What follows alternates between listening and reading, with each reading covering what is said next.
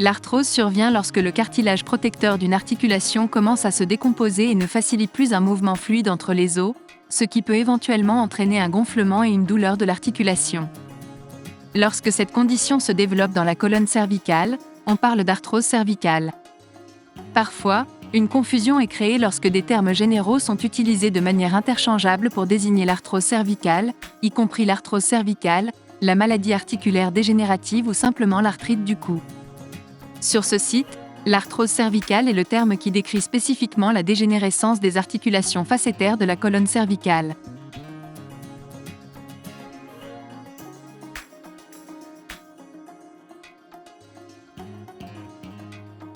Les articulations facétaires, également appelées articulations zygapophysaires, sont un élément clé de la flexibilité de la colonne vertébrale.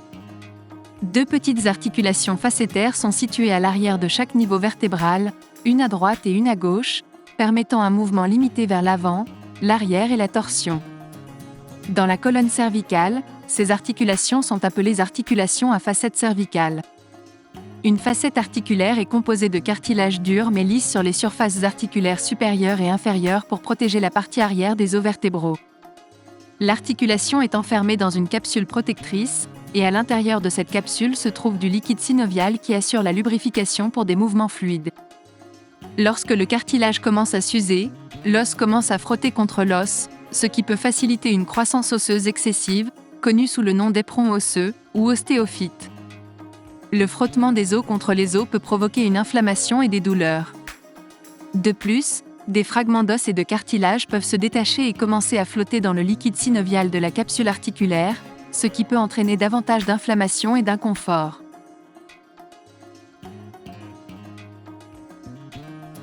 L'arthrose cervicale devient plus fréquente avec l'âge, de sorte que l'usure naturelle subie par les facettes articulaires au fil du temps est considérée comme un facteur majeur de son développement. Cependant, la communauté médicale continue d'étudier la question et d'autres facteurs semblent également jouer un rôle dans le développement de l'arthrose, y compris les facteurs suivants. La génétique.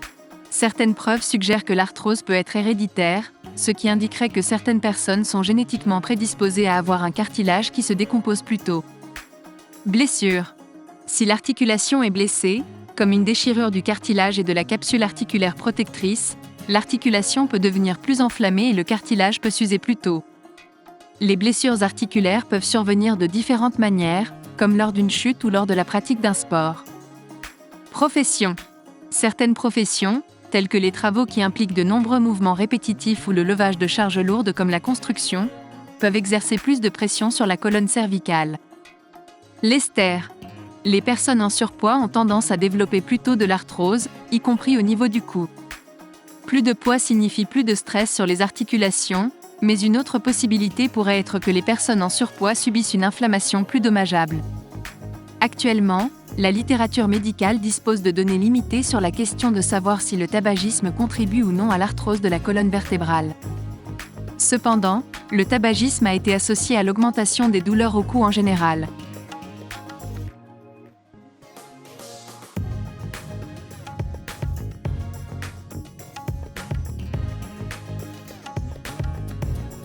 Si l'arthrose cervicale devient avancée et que les éperons osseux deviennent suffisamment gros, un rétrécissement peut commencer à se produire dans le canal rachidien et le foramen intervertébral, appelé sténose spinale et foraminale.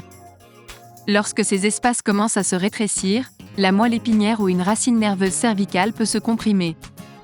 Certains symptômes graves qui pourraient en résulter comprennent des difficultés à saisir des objets ou même des problèmes de marche ou de coordination. Si la moelle épinière ou une racine nerveuse est comprimée assez longtemps sans consulter un médecin, des dommages permanents peuvent survenir.